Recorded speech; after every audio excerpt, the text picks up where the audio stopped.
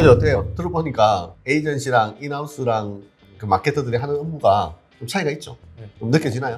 인하우스가 훨씬 더 많은 거 하는 것처럼 느껴집니다. 아, 많은 걸. 근데 어차피 일하는 시간은 똑같아요.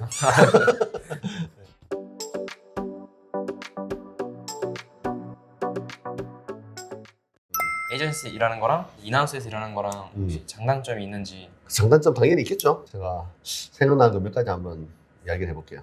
일단 첫 번째로 에이전시에서 일을 하게 되면 가장 기본적인 거죠. 채널을 이용하는 데 있어서 다양한 광고주를 접할 수 있으니까 다양한 비즈니스 모델을 접할 수 있다.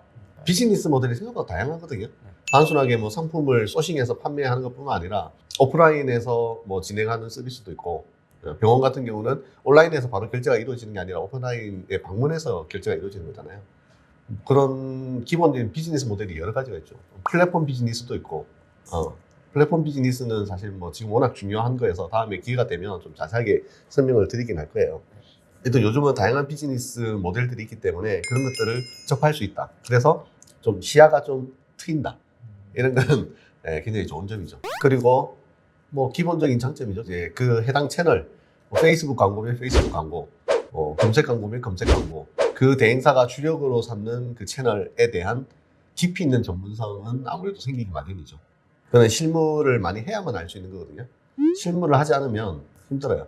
저 같은 경우 검색 광고 책도 쓴 적이 있지만 지금 저보고 검색 광고 하라고 하면 좀 잘 못해요.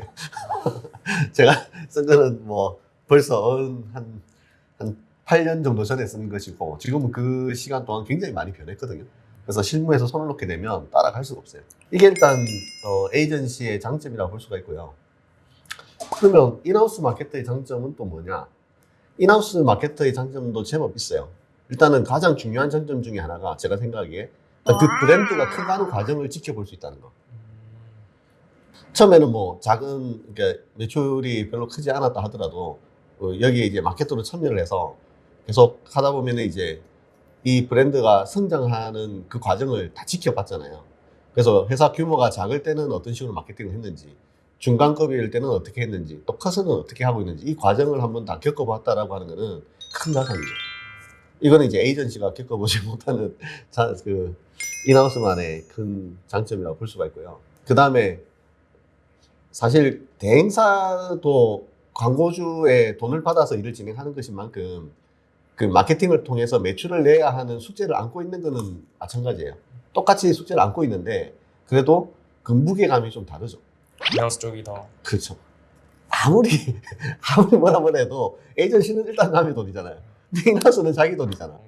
네. 물론 자기 돈이라도 자기 회사 돈이긴 하지만 좀 더 가깝죠. 네. 그러니까 그 매출을 내기 위한 고민의 깊이가 아무래도 좀 더 심해요. 그리고 대표님들이 이런 그 미션을 많이 내리거든요. 우리 모든 인하우스 마케터들이 환장하는 대표님의 미션. 어떤 뭐 최대한 돈 들이지 말고 마케팅 해라. 소자본. 네, 환장합니다. 네, 그런 게 이제 어떻게 보면 단점이죠.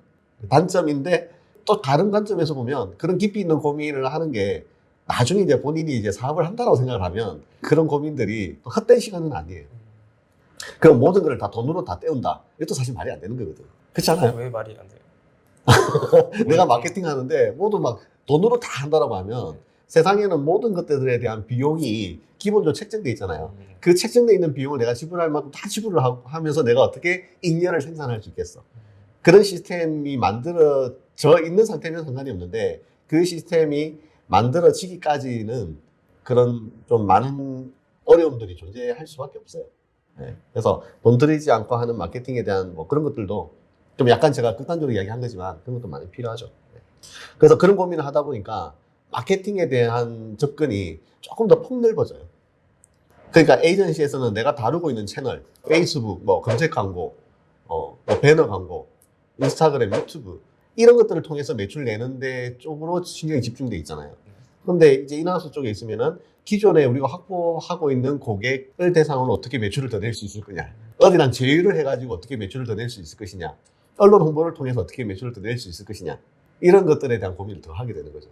그래서 마케팅에 대한 관점이 좀 더 폭넓어져요. 그런 게 이제 인하우스의 장점이라고 볼 수 있고, 그래서 결과적으로 나중에 자기 사업을 하려고 하는 사람이라면 이런 경험이 필요하죠. 그때는 진짜 자기 돈 갖고 해야 되는데 지금은 이제 사장님 돈을 주죠. 예, 그래서 이제 이게 인하우스의 장점이다 볼 수 있죠. 단점에 대해서는 일단 에이전시는 아까 말씀드린 대로 미디어를 활용을 해서 마케팅 성과를 내야 되는데 얘를 자꾸 성과를 내려면 내가 세팅한 것에 대해서 어떤 결과값이 나왔는지를 명확하게 알 수 있어야 되거든요. 물론 이제 기본적으로 디지털 마케팅은 그 성과가 나오는 게 확인할 수 있게끔 어느 정도 세팅이 가능하긴 해요. 전환이라는 개념으로 이제 그 성과를 어느 정도 확인을 해요. 근데 사실 이거는 약간의 거쳐가는 단계일 뿐이고 최종적인 목적지는 매출이잖아요. 매출. 그러니까 실질적으로 매출이 어떻게 변화되고 있는지를 면밀하게 유기적으로 알 수 있어야 되거든요. 그런데 광고주의 데이터에 그렇게 접근하는 게 쉽지만은 않죠. 그러니까 광고주가 다 허용을 해줘야만 이제 그 데이터에 접근을 할 수가 있는데 그게 제한되는 경우가 많기 때문에 한계가 많다. 내가 지금 하고 있는 것들이 진짜 매출에 정말 잘 도움이 되고 있는지를 표면적으로 조금 알 수 있기는 한데 여전히 아쉽다. 그 다음에 좀 안 좋은 거는 단순 반복 업무를 좀 많이 해야 됩니다. 예를 들면 어떤 걸?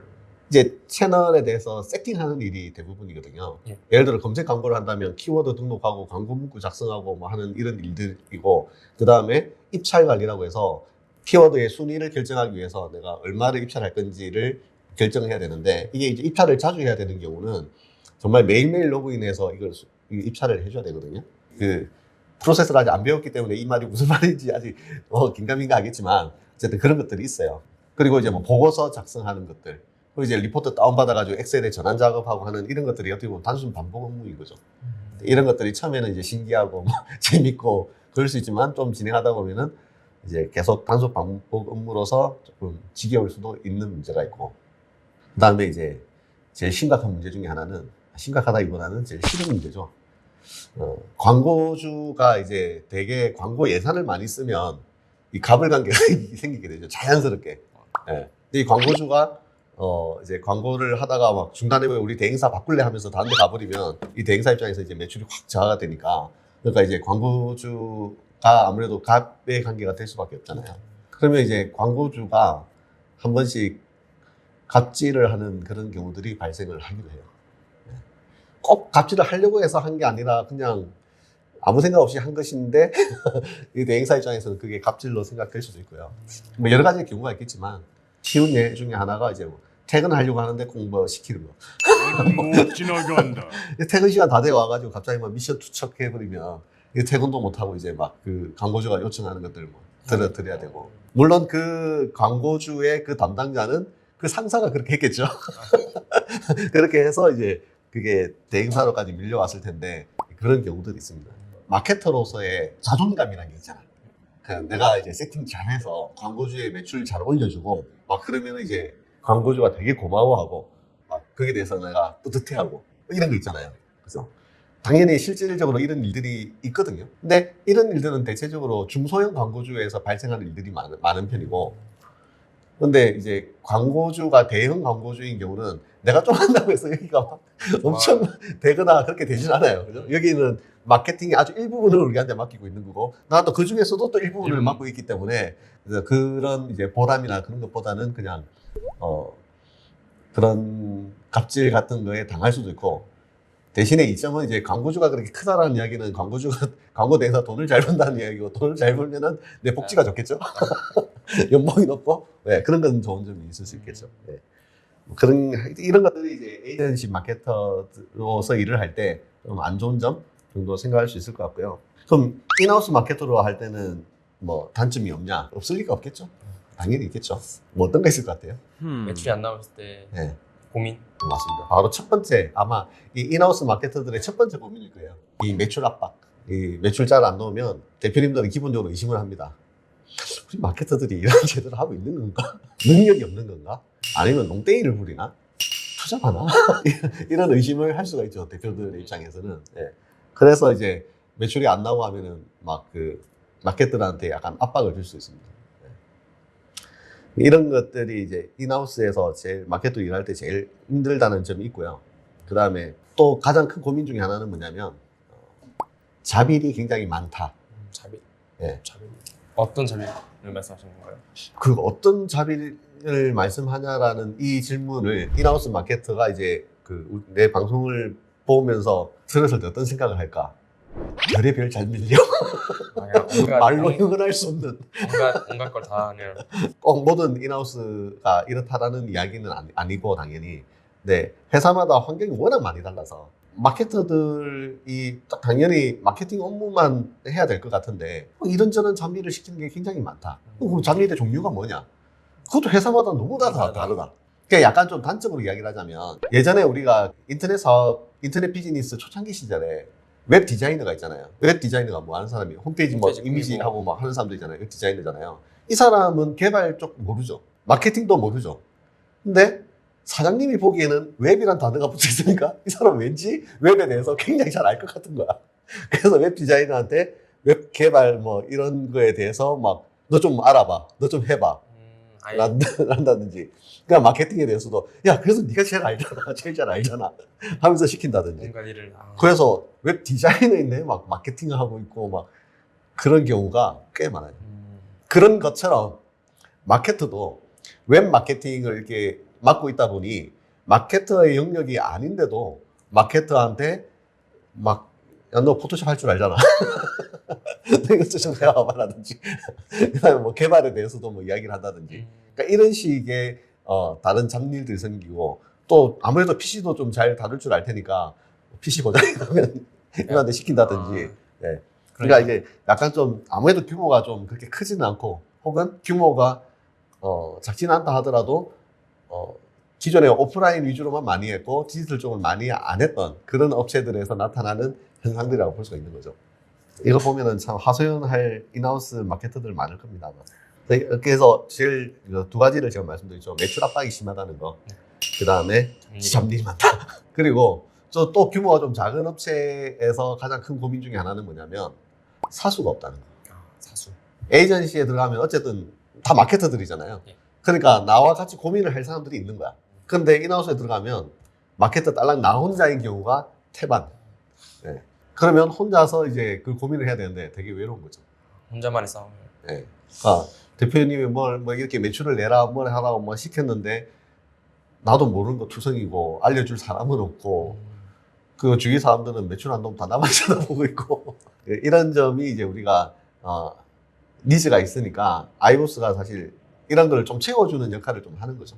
그래서 이 인하우스에서 혼자 고민하고 있던 이런 마케터들이 아이보스에 와서 게시판에서 질문 답변을 하기도 하고 혹은 이제 우리 오픈 채팅에 참여해서 다른 마케터들과 질문 답변을 받기도 하고 때로는 하소연도 하고 신상탄도 하고 그래서 아이보스 회원들이 많이 늘어나고 있는 이유 중에 하나가 아마 이런 현상 때문에 기인한 것도 있다.